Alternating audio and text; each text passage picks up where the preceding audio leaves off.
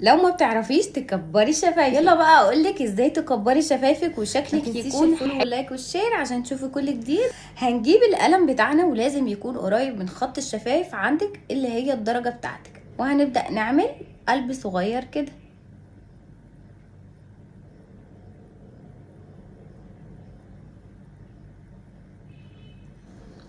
وهنا الحتة اللي تحت دي هنقلبها زي كده،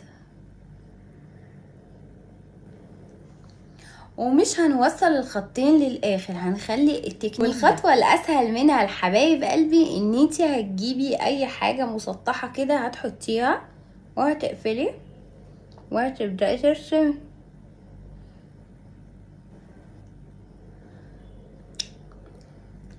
وهنا هيكون عندك الحلين، اعملي اللي يعجبك وهتسيحيلي الخط ده كده.